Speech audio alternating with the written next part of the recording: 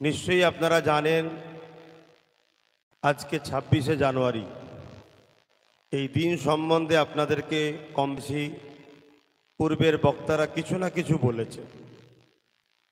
আমরা প্রত্যেকে ভারতীয়, আমাদের ভাষা আলাদা হতে পারে, ধর্ম যার যার পছন্দ আলাদা হতে পারে, কিন্তু আমরা ভারতের বসবাসকারী নাগরিক, আমরা প্রত্যেকে ভারতীয়। কিন্তু এই দেশকে ব্রিটিশরা শাসন করছিল দীর্ঘ 198 বছর বা 200 বছর। সেই ব্রিটিশদের হাত থেকে এই দেশকে উদ্ধার করার জন্য, ভারতবর্ষকে আজাদ করার জন্য, তাদের স্বৈরাচারী মনোভাব, তাদের অত্যাচারের হাত থেকে এই দেশকে বাঁচাবার জন্য ভারতীয়রা যে সংগ্রাম করেছে ব্রিটিশদের বিরুদ্ধে, যে আত্মবলিদান দিয়েছে, সে বিষয় নিয়েও সংক্ষেপে আলোচনা হয়েছে। দীর্ঘ লড়াইয়ের পর এই দেশ 1947-এ ব্রিটিশদের কালো থাবা থেকে, তাদের স্বৈরাচারী শাসক থেকে আমাদের মাতৃভূমি আজাদ হয়, মুক্ত হয়। কিন্তু এই দেশটাকে আগামী নতুন করে কিভাবে পরিচালনা করা যাবে, এর জন্যে ডক্টর বাবা সাহেব আম্বেদকরের নেতৃত্বে আরও অনেকে মিলে একটা সংবিধান রচনা করা হয়। সেই সংবিধান 1950 26শে জানুয়ারি এই দিনে প্রথম লাগু করা হয়। সংবিধান অনুযায়ী দেশকে পরিচালনা করা হয়। সেই হিসাবে এই 26শে জানুয়ারি এই দিনটা আমাদের কাছে প্রজাতন্ত্র দিবস।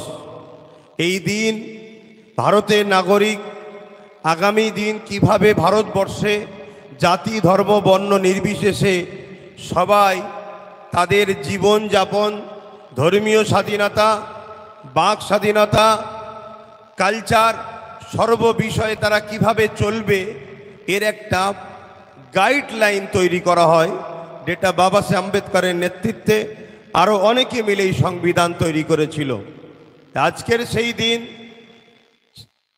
৭৬তম আমরা সেই প্রজাতন্ত্র দিবস উদযাপন করছি।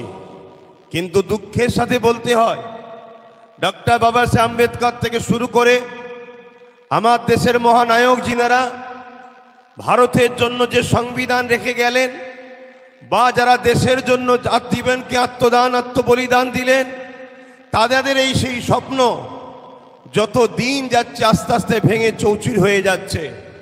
কেন আমরা দেখছি কেন্দ্রে 2014 সাল থেকে বিজেপি সরকার আসার পর থেকে একদিন পর একদিন যেন আমরা দেখতে লেগেছি সংবিধান বিরোধী কর্মসূচি, সংবিধানকে মিটিয়ে দিবার একটা যেন ষড়যন্ত্র আমার ভারতবর্ষের বুকে হতে শুরু করেছে। তাই আজকে 2025 সালে আমরা এই উলুবেড়িয়া ফুরফুরা শরীফ আহলে সুন্নাত ওয়াল জামাতের শাখা কমিটির ব্যবস্থাপনায় এই যে 26শে জানুয়ারি প্রজাতন্ত্র দিবস করতে চলেছি, এ থেকে আমাদের সকলকে শপথ নেওয়া দরকার। শুধু বক্তব্য শুনবো, চলে যাব তা নয়। একদিকে যেমন আমাদেরকে আগামী দিন সংবিধানকে বাঁচাবার জন্য লড়াই করতে হবে, সাথে সাথে দেশকে যারা স্বাধীন করে আমাদের কাছে তুলে দিয়ে গেছে, সেই দেশকে সার্বভৌমত্বকে নিরাপদে রাখার জন্য আমাদেরকে অঙ্গীকারবদ্ধ হতে হবে।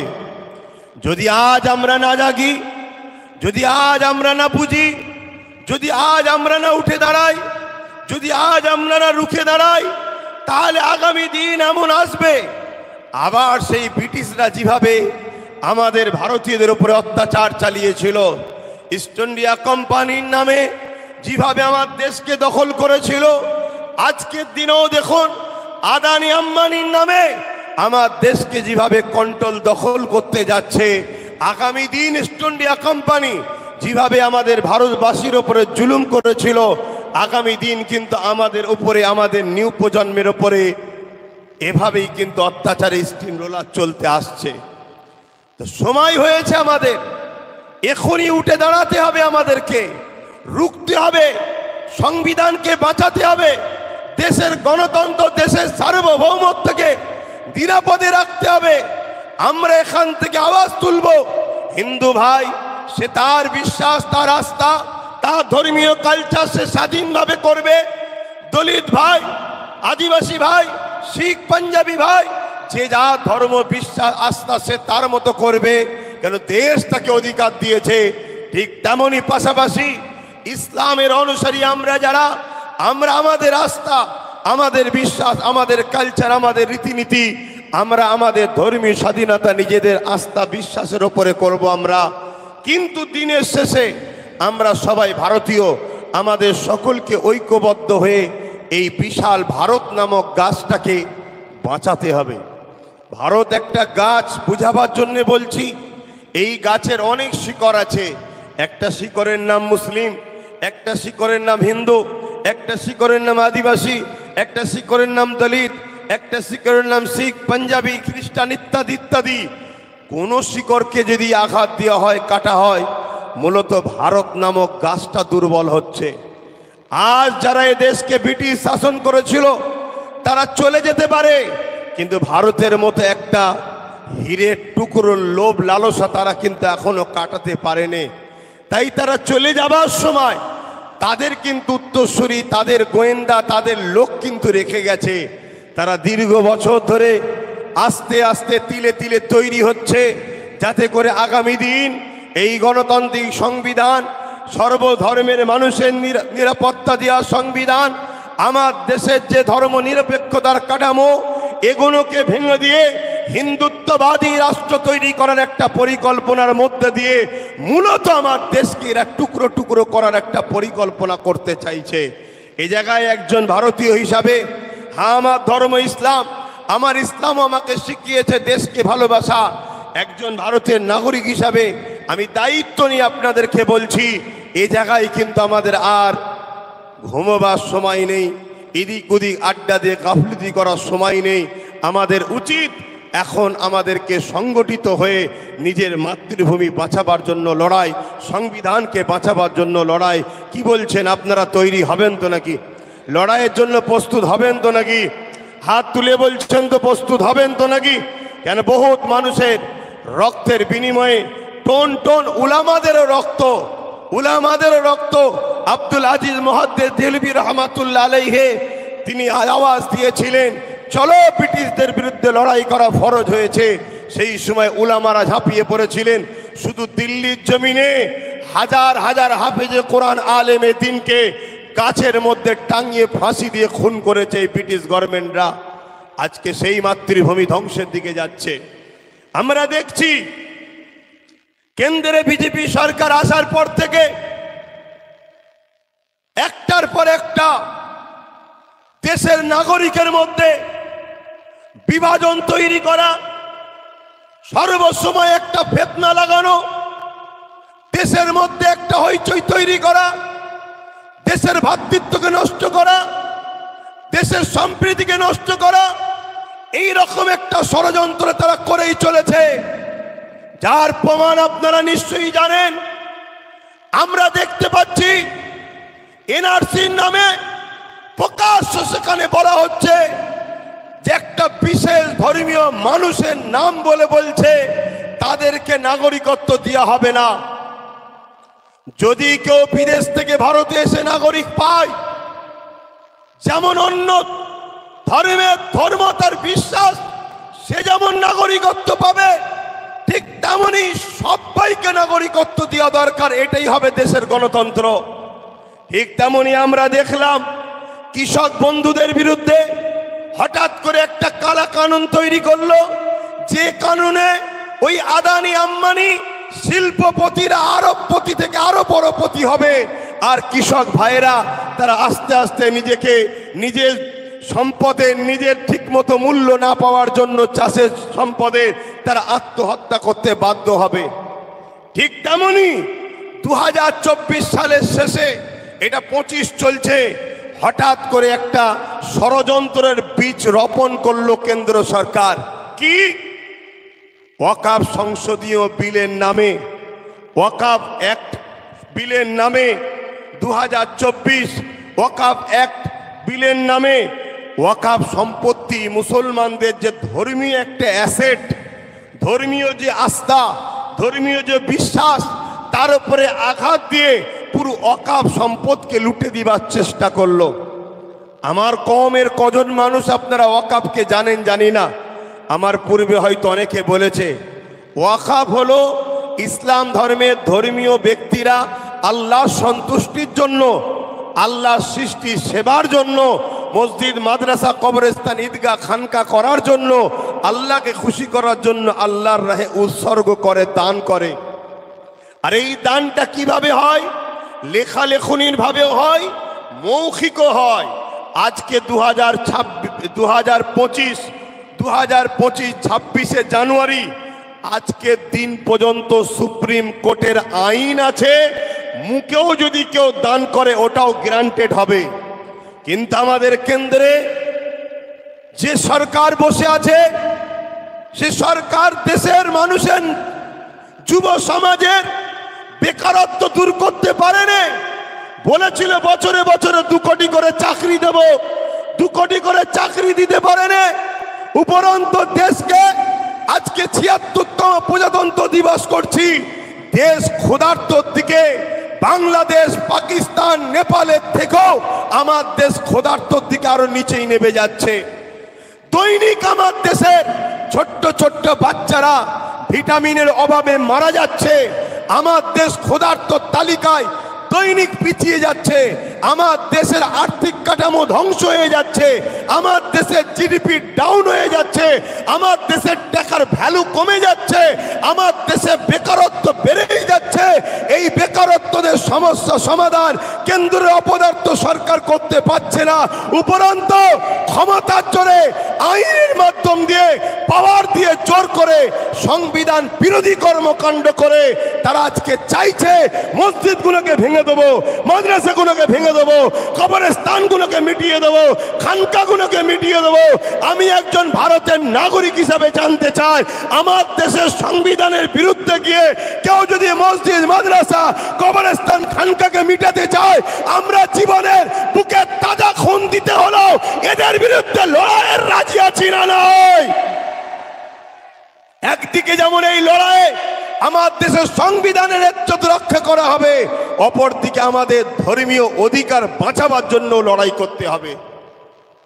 আজকে বড় আফসোস, দুঃখের সাথে বলতে হয়, এই জায়গায় প্রোগ্রামটা হচ্ছে, আপনাদের একটু কষ্ট হচ্ছে বুঝতে পারছি, কেন প্রোগ্রামের জায়গা নয়। কিন্তু আমার ভাবতে অবাক লাগছে, 26শে জানুয়ারি স্বাধীন দেশের প্রজাতন্ত্র দিবসকে লক্ষ্য করে ওয়াকাফ বাঁচাবার জন্য ওয়াকাফ সংশোধনী বিল 2024 বাতিল করতে হবে কথাটা লিখেছে ঠিকই, কিন্তু এখন ইমপ্লিমেন্ট করেনি। তার প্রতিবাদে আমরা মিটিং করছি।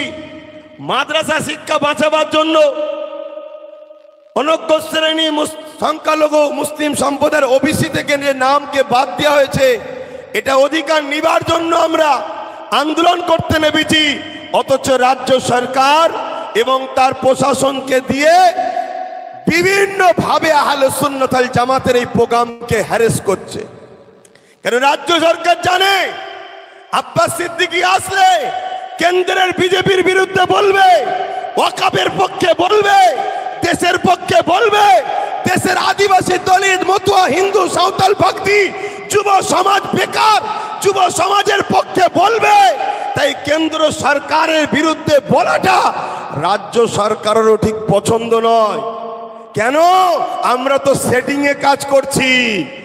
আমি বলি শুধুমাত্র মুসলমানকে বোকা বানিয়ে ভোট লবো বলে এই সেটিংটা কেন্দ্রের সঙ্গে আমার করা আছে, যে দাদা কিছু মনে করবে না, একটু না বললে মোল্লারা আমার থেকে পালাবে, আর মোল্লারা যদি এক কাট্টা হয়ে যায় তোমার আমার উভয়ের কপালেই কিন্তু ছিঁড়া জুতো ঝুলবে। কথা বুঝছেন না বোঝেন রে? এজন্য সেটিং। কিন্তু আব্বাস সিদ্দিকী যখন বলবে এটা তো সেটিং এ নয়, এটা তো এখান থেকে বলবে। আর না হয় আমরা আজকে স্বাধীন দেশের প্রজাতন্ত্র দিবসের দিনে একটা প্রোগ্রাম করব, এতে এত সমস্যা কিসের? এতে এত বাধা কিসের? আচ্ছা আজানটা হয়ে যাক ভাই।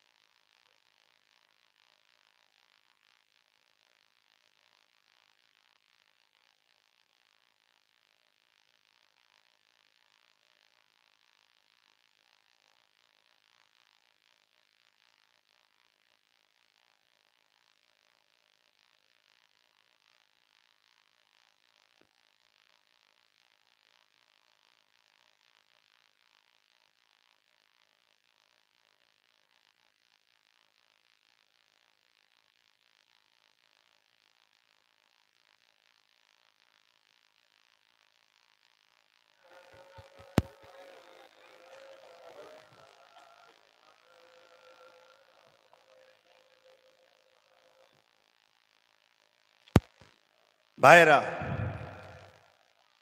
আজান তো হয়ে গেছে। দেখুন, আলোচনা অনেক বাকি আছে, লড়াই আজকে শেষ নয়। দীর্ঘ 100-150 বছর ধরে লড়াইয়ের পর আমার দেশ স্বাধীন হয়েছে। সেই দেশকে আবার ভেতর থেকে আস্তে আস্তে কুড়ি কুড়ি খোকলা করা হয়েছে। এই ঘাকে মিটাতে গেলে আমাদের ঘরও 20-30 বছর ধরে লড়াই করতে হবে। আপনারা হাঁপিয়ে যাবেন না তো? সাক্ষী দিয়ে বলছেন তো, লড়াই করবেন তো দেশের জন্য? এই যে মসজিদের আজানটা হচ্ছে, আজান হোক চান তো নাকি? আজকে কখনো খেয়াল করে দেখেছেন ওয়াকাফ সম্পদ দীর্ঘ স্বাধীনতার পর থেকে কম বেশি সবাই লুটে খেয়েছে। কেন্দ্র সরকার সম্পূর্ণ নিতে চাইছে কেন? অর্থাৎ আইন তৈরি করে ওটা ওয়াকাফ নয়, এটা পরিকল্পনা করতে চাইছে কেন? এটা কখনো ভেবে দেখেছেন? এই ভারতবর্ষের কেরলে একটা মসজিদ আছে যে মসজিদের বয়স 1400 বছর। এই ভারতবর্ষের গুজরাটে একটা মসজিদ আছে, মসজিদের বয়স 1300 বছর। এই বাংলায় অনেক মসজিদ আছে যে বয়স 800, 900, 1000 বছর। এই মসজিদ যেখানে 1000 বছর আছে, 1300 বছর, 1400 বছর, 1500-1200 বছর ধরে মসজিদ আছে, তার মানে মসজিদ যখন আছে মুসলমান আছে। তার মানে 1400 বছর, 1300 বছর, 1100 বছর, 1000 বছর ধরে ভারতের মুসলমান আছে। যে দেশে হাজার বছর ধরে মুসলমান থাকে, সে দেশের কখনো মুসলমানকে এনআরসি এনপিআরের নামে হুমকি দিয়ে, চুমকি দিয়ে, ভয় দেখিয়ে তাড়ানো সম্ভব নয়। এটা মোদি বাবুরা বুঝে নিয়েছে। তাই এদের অস্তিত্বটাকে প্রথম মিটাও, এদের মসজিদকে প্রথম দখল করো, এদের মাদ্রাসাকে দখল করো, এদের খানকাকে মিটাও, এদের কবরস্থানকে মিটাও। আইনের মাধ্যম দিয়ে ওগুলোকে কর্পোরেটদের হাতে তুলে ওগুলোকে বিলীন করে দিয়ে, ওগুলোকে ভেঙে গুড়িয়ে দিয়ে এদের পেহচানকে প্রথম মিটিয়ে দাও। এদের যখন পেহচান মিটিয়ে যাবে, 1000 বছরের মসজিদ থাকবে না, 1000 বছরের মাদ্রাসা থাকবে না, 1000 বছরের কবরস্থান থাকবে না, তখন আমরা বলবো স্বাধীনতার পরে তোমরা এসেছো, এদেরকে তখন আমাদের তাড়াতে সুবিধা হবে।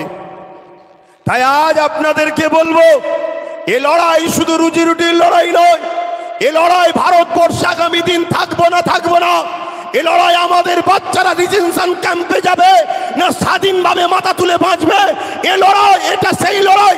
নেতাজি যদি পুরো দেশবাসীর জন্য লড়তে পারে, হাসপাকুল্লাহ খান যদি পুরো দেশবাসীর জন্য লড়তে পারে, তিতুমির যদি হাফেজ তিতুমির যদি পুরো দেশের জন্য লড়তে পারে, সিধু কানু যদি পুরো দেশের জন্য লড়তে পারে, বিরসা মুন্ডারা যদি পুরো দেশবাসীর জন্য লড়তে পারে, আমি আপনাকে বলছি, আপনি আপনার পরিবার, বাচ্চা, সন্তানের জন্য আপনি নিজেকে উঠে দাঁড়িয়ে লড়াইয়ের দরকার আছে না নয়?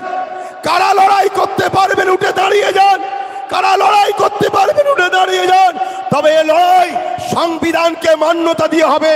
কেন? আমরা সংবিধানকে বাঁচাবার জন্য এসেছি। এ লড়াই সংবিধানকে মান্যতা দিয়ে হবে। আজকে বড় দুঃখ লাগে, রাজ্য সরকার সে ওয়াকাফ বিলের পক্ষে না দাঁড়িয়ে বলেছিল ওয়াকাফকে সংরক্ষণ করে দেবো, বলেছিলেন তো নাকি? আজকে আপনাদেরকে একটা ছোট তথ্য দিয়ে যাচ্ছি, সময় কম। উত্তর 24 পরগনা আব্বাস আলী গোরাচাঁদ বলে একজন আল্লাহর ওলি রয়েছে, তিনার 900 বিঘে জায়গা ছিল। রাজ্য সরকারের দয়াতে সেই 900 বিঘেটা এখন আছে হচ্ছে মাত্র 92 শতক। কত বিঘে জায়গা? 900 বিঘে জায়গা আছে কত? 92 শতক। তাহলে বাকি জায়গাটা কে ছেড়েছে? তাহলে কেন প্রোগ্রামটা বাধা দেওয়া হচ্ছে বুঝতে পারলেন? কিন্তু এরপরও আপনাদের জানাই, কিছুদিন আগে এই বাংলাতে বিজেপির একজন দায়িত্বশীল ব্যক্তি সে প্রোগ্রামের মধ্যে প্রকাশ্য বলছে, বাড়ি বাড়ি অস্ত্র রাখো, ধারালো অস্ত্র রাখো, তাকে বন্দি করা হবে না, তাকে প্রোগ্রাম করতে দেওয়া হবে। পূর্ব মেদিনীপুরের শুভেন্দু অধিকারী কিছুদিন আগে টিএমসির ক্ষেতেরই ফসলছে, টিএমসি তাকে খাইয়ে দাইয়ে মোটা করেছে।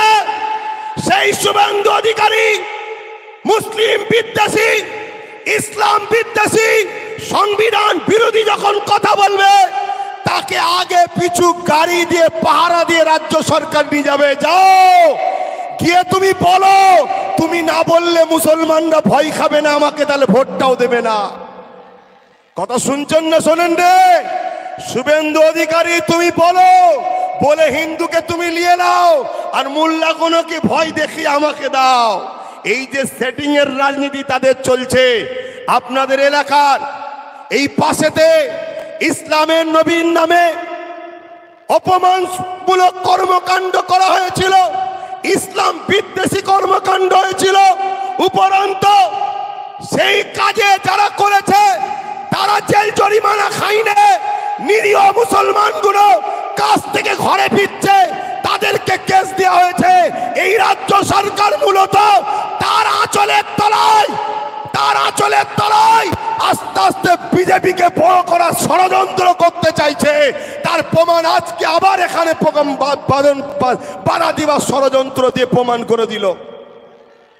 আমি আপনাদেরকে বলবো, এখানে বেশি কিছু আর সময় নেই কথা বলার।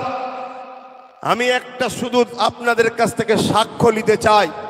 সেই সাক্ষ্যটা হচ্ছে এটাই, দেশের জন্য, সংবিধানের জন্য, ওয়াকাবের জন্য, মুসলিম হোক, হিন্দু হোক, আদিবাসী হোক, দলিত হোক, আমরা সবাই ভারতীয়, প্রত্যেকটা মজলুম অসহায় ভারতীয়র জন্য আগামী দিন কলিকাতার রাজপথে যেদি ডাকি আপনারা যেতে রাজি আছেন? হাত লম্বা করে বলুন কারা যেতে রাজি আছে। এই হাতটা তুলে রাখবেন, হাতটা তুলে রাখবেন। অঙ্গীকার করছেন তো? হাতটা তুলে রাখেন, অঙ্গীকার করছেন তো? হাতটা তুলে রাখেন, অঙ্গীকার করছেন তো? এই অঙ্গীকার যেন মিস না হয়। কেন আগামী দিন আমি টার্গেট করেছি, কত রুখবে কলিকাতার বুকে 20 থেকে 30 লক্ষ লোকের একটা জমায়েত করার প্ল্যান তৈরি করছি। কত রুখবে দেখবো সেদিন আমরা। কি আপনারা পারবেন না? পারবেন না? কিন্তু আমরা গাড়ি ভাড়া দিতে পারবো না, খাওয়া দিতে পারবো না। কেন যারা গাড়ি ভাড়া দেয়, খাওয়া দেয়, মূলত তারা তোমাদেরকে ভাড়াটিয়া ব্রো করে গোলাম হিসাবে নিয়ে যায়। অতএব আমি ওজন্য দেব না। আপনি যাবেন আপনার দেশের ভালোবাসায়, আপনি যাবেন আপনার সংবিধানকে বাঁচাতে, আপনি যাবেন আপনার শিক্ষা, স্বাস্থ্য, বাসস্থান, কর্মসংস্থানের অধিকারকে নেবার জন্য, আপনি যাবেন আপনার ধর্মীয় স্বাধীনতাকে বাঁচাবার জন্য, আপনি যাবেন আপনার বাচ্চার ভবিষ্যৎ এ দেশ ও বাংলার বুকে সুরক্ষিত করার জন্য। এর জন্য আমাকে যেমন ত্যাগ করতে হবে, আপনাকেও তেমন ত্যাগ করতে হবে। আসুন আমরা উভয় ভারতীয়, আমরা উভয় মিলে ঐক্যবদ্ধ হই। মুসলিম হোক, আদিবাসী হোক, দলিত হোক, সাঁওতাল হোক, হিন্দু হোক, আমরা ভারতীয়। এটা আমাদের দেশ। ব্রিটিশরা শাসন করছিল, তাদের বিরুদ্ধে মন মন টন টন রক্ত দিয়ে এ দেশকে আমরা স্বাধীন করেছি। এ দেশের কেউ হুকুমতে বসবে আজ, কালকে চলে যাবে, আবার কেউ বসবে, কাল চলে যাবে। সংবিধান ছিল, আছে, থাকবে। দেশ ছিল, আছে, থাকবে। যারা সংবিধান বিরোধী কথা বলবে, দেশ বিরোধী কথা বলবে, তাদের বিরুদ্ধে আমরা ভারতীয়রা আজও লড়ছি, আগামীতেও লড়বো। ঠিক না বেটে? এই আওয়াজ আমাদেরকে দিতে হবে, এ জনরোষ আমাদেরকে তৈরি করতে হবে, এ জন ঐক্য তৈরি করতে হবে। আজকে বড় দুঃখ লাগে, একজন বলছে 15ই কি বলে স্বাধীনতার 15ই আগস্টের দিন স্বাধীনতার দিন, সেটা নাকি স্বাধীনতার দিন নয়। এ কথাটা কত বড় দেশের মহানায়কদের ঘরে অপমান করা বলুন তো। উপরন্তু তার গুণগান সবাই করছে, রাজ্যও করছে, সেন্টারও করছে তার গুণগান। তাহলে আজ আমরা কোন জায়গায় যাচ্ছি আমরা বুঝতে পারছি তো। আমার অনেক কিছু বলার ছিল, দুঃখের বিষয়, একটু জামে পড়ে গেছিলাম। আর এখানেও তো বক্তব্য এসে দেখলাম সেটিংটাও হয়তো দেরি হয়েছে। আর আমি উলুবেড়িয়া মহাকমিটি, এই উলুবেড়িয়া থানা শাখা কমিটির যারা দায়িত্ব ব্যবস্থাপনায় আছে তাদেরকে বলবো, মন খারাপ করো না, ধৈর্য হারা হও না। বাধাই প্রমাণ করছে তোমরা সত্যের পক্ষে আছো, বাধাই তোমাদেরকে আগামী দিন বিজয় দেবে। যেমন কিছুদিন আগে কলিকাতায় আমার ছোট ভাই একটা প্রোগ্রাম করেছিল, দেখলেন না? আরে 77টা বিজেপি আছে, তাদেরকে বাধা দিচ্ছে না রাজ্য সরকার। তাদেরকে উপরন্তু আগে 4টে পুলিশ গাড়ি, পিছনে 4টে পুলিশ গাড়ি, কাঁই কাঁই করে পাহারা দিলিয়েছে, রাস্তা ক্লিয়ার করে সরো সরো সরো, বিশুগুলাবে বিশুগুলাবে বিশুগুলাবে, সরো সরো সরো। ভুল বলছে নাকি? তার বেলায় রাজ্য সরকার লিখেছে। আর যে ছেলেটা মুসলিম হিন্দু দলিত আদিবাসী দেশ সবার জন্য কথা বলে, এমনকি আমি তবুও তো একটু রাগে গিয়ে ছোট বড় কথা বলি, কখনো রাজ্য সরকার বা সেন্টারের সরকারের বিরুদ্ধে, কখনো অবাঞ্ছনীয় কারো বিরুদ্ধে এমন কথা বলেনি নওশাদ। কোনোদিন শুনেছেন তার ভাষায় খারাপ? তাকে কিন্তু রুকা দেওয়ার জন্য হাজারো চেষ্টা করলো, লাখ লাখ টাকা খরচ করে চেষ্টা করলো রুকে দিবার। তবে আমি খুশি হয়েছি, আর আহলে সুন্নাত ওয়াল জামাতের ছেলেদেরকে বলবো, তোমরাও শেখো, মন খারাপ করো না। সেদিনের প্রোগ্রামে নতুন নতুন প্রজন্ম তারা সব নেতৃত্ব দিয়ে বিনা সেনাপতিতেই তারা জয় করে ঘরে ফিরেছে। তো যাই হোক, আজকে অবশ্যই মানুষ জাগছে, মানুষ আগামী দিন আরো জাগবে। অন্যায় যুগে যুগে উঠেছে, দেখবেন গিলাসে যখন কোনো ঠান্ডা কোল্ড ড্রিঙ্কস চাকবেন, থামস আপ হোক, কিছু একটা গেঁজা ওঠে, কিছুক্ষণ পরে দেখবেন ওটা আবার হুস করে বসে যায়। অন্যায় ওঠে ঠিকই, কিন্তু সেটা আস্তে আস্তে শেষ হয়ে যাবে। আর একটা কথা আপনাদের বাড়ি বাড়ি প্রচার করতে হবে, বিশেষ করে অমুসলিম ভাইদের বাড়িতে। বিজেপি তাকে প্রমাণ করতে চাইছে আমরা হিন্দু দরদি, এটা প্রমাণ করতে হবে। রেল বিক্রি হয়ে গেছে, চাকরি আমার হিন্দু ভাইদের গেছে। এলআইসি বিক্রি হয়ে গেছে, চাকরি হিন্দু ভাইদের গেছে। এটা প্রমাণ করতে হবে, তাদেরকে বুঝাতে হবে যে আপনাদের ঘরে ঠকানো হচ্ছে। আজকে দেশে 2014 থেকে বিজেপি আসার পর কটা অমুসলিম ভাইদেরকে চাকরি দিয়েছে, কটা অমুসলিম ভাইদের কর্মসংস্থান হয়েছে, আপনারা তার ডাটা বার করুন। মনে রাখবেন, এরা সম্পূর্ণভাবে পুঁজিপতি কর্পোরেটদের হাতে পুরো দেশকে বিক্রি করার একটা প্ল্যান করছে। কিন্তু আমার বলার থাকলেও আমি দুঃখিত, নামাজের সম্মানার্থে আমি প্রোগ্রামকে সংক্ষেপ করছি। কিন্তু আমি আরও একবার অঙ্গীকার নেব, আগামী দিন দেশ বাঁচাতে, সংবিধান বাঁচাতে, ধর্মীয় স্বাধীনতা, নিজেদের দেশের সার্বভৌমত্বকে নিরাপদে আমরা কলিকাতায় যেতে রাজি আছি তো নাকি? হাত তুলে বলছেন রাজি আছি তো নাকি? যাক, আমি আর কথা বাড়াচ্ছি না। আপনারা সুস্থ থাকেন, ভালো থাকেন। ফুরফুরা আহলে সুন্নাত ওয়াল জামাত জিন্দাবাদ। উলুবেড়িয়া শাখা কমিটি, ফুরফুরা শরীফ আহলে সুন্নাত ওয়াল জামাতের কর্মীবৃন্দ, তোমাদেরকে শ্রদ্ধা ও ভালোবাসা জানাই। মন খারাপ করো না, আগিয়ে যাও। অবশ্যই অন্ধকারের পরই আলো আসে। সুস্থ থাকেন, ভালো থাকেন। আল্লাহ হাফেজ। আসসালামু আলাইকুম।